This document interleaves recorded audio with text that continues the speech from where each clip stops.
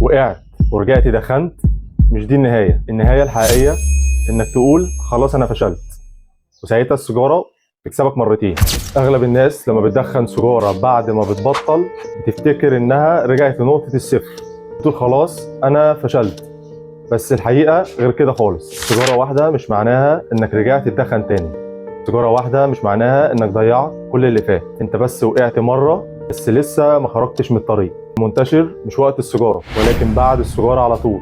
لما تقول لنفسك خلاص باظت، لما تقول خلاص انا كده فشلت، في اللحظة دي انت اللي بتكمل السكوت بايدك. والعقل هنا بيقنعك بحاجة خطيرة جدا: بما انك وقعت كمل، بما ان اليوم باظ خلاص سيبه. وبكده سيجارة واحدة تتحول لسلسلة كاملة، مش لانك ضعيف، ولكن عشان استسلمت للفكرة الغلط. انت مش مدمن فشل، انت مش شخص بيرجع لنقطة الصفر. انت شخص طبيعي بيغلط زي اي حد، بس الفرق الحقيقي في رد الفعل. تعمل ايه فورا؟ اول حاجة، ما تحكمش على نفسك.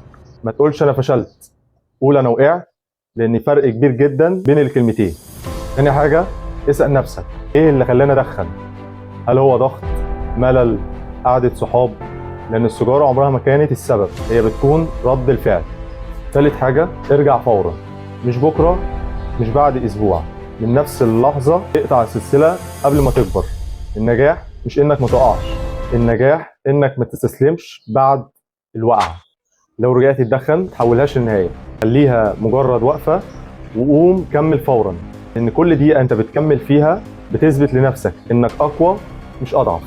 خليك عارف ان المشكلة الحقيقية مش دايما بتكون في السيجارة، ممكن تكون في الناس اللي حواليك. ده اللي هنتكلم عنه في الحلقة اللي جاية.